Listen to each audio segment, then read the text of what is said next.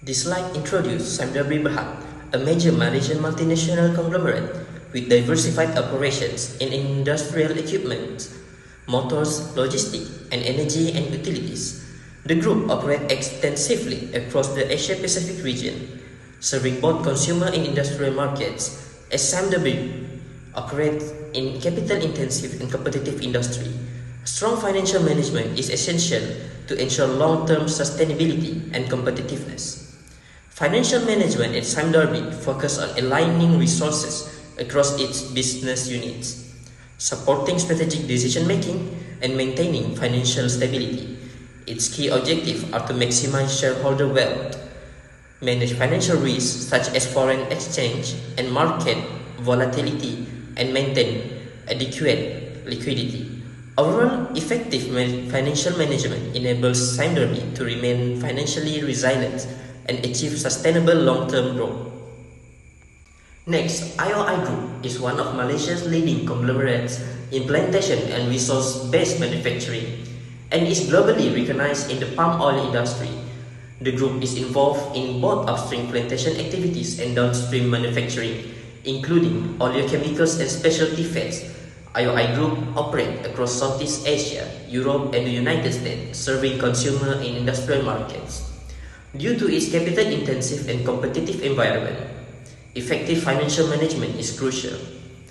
Financial management in IOI Group ensures efficient allocation of resources between plantation and manufacturing segments. The main objectives are to maximize shareholder wealth, manage financial risks such as commodity price, foreign exchange, and interest rate risks, and maintain sufficient liquidity. These functions support the financial stability, investor confidence, and long-term competitiveness. For my part, I will explain the liquidity ratio for both companies from 2020 to 2024. Liquidity ratio measures a company's abilities to meet its short-term obligations. First, for SD Gulf3 Berhad, the current ratio range from 0.91 to 1.23 over the 5-year period. This indicates that SD Gulf3 generally has a tight liquidity positions with limited short-term buffers. The quick ratio for SD Gulf3 remains below 1.0 throughout the period, which means the company relies heavily on inventories to meet its short-term liabilities. In contrast, IOI Group shows a much stronger liquidity positions. Its current ratio is consistently above 1.0 and increases significantly to 3.15 in 2024. Similarly, IOI's quick ratio remains well above 1.0 in most years, indicating strong liquid assets management and conservative working capital practices. Overall, IOI Group demonstrates better short-term solvency and lower liquidity risk compared to SD Gulf3 Berhad. Next, I will discuss the profitability ratios for both companies. For SD Gulf3 Berhad, profitability improved significantly in 2021 and 2022. This can be seen from higher profit margin, return on assets, return on equity, and basic earning power, mainly due to favorable plant oil prices and efficient asset utilization. However, in 2023, this ratio declined, indicating weaker performance. In 2024, profitability showed a recovery, although it did not return to peak levels. For IOI Group, profitability is relatively more stable across the 5 years, while IOIs also experienced peak performance in 2021 and 2022. The decline in 2023 and 2024 was less severe compared to SD Gulf3.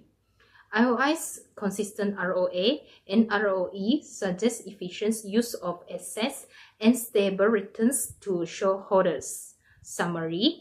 In summary, SD Gulf3 Berhad shows higher volatilities in profitabilities, while IOI Group demonstrates stronger liquidity and more stable financial performance.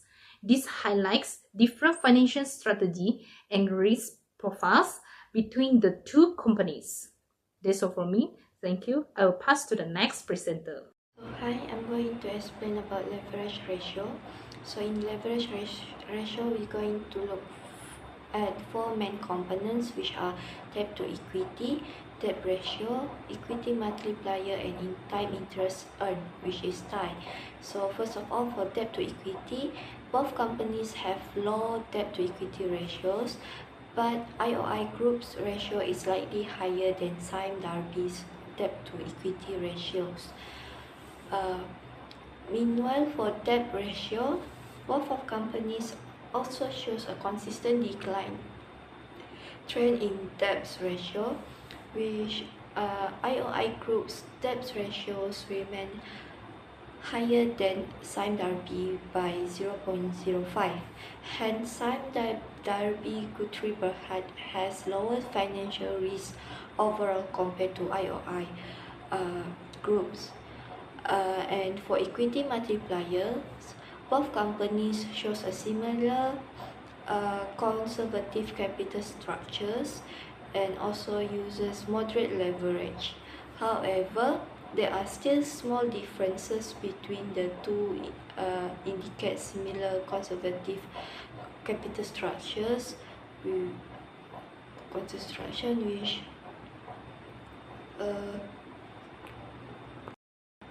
which is by 0.04 times between the two companies. So the last one is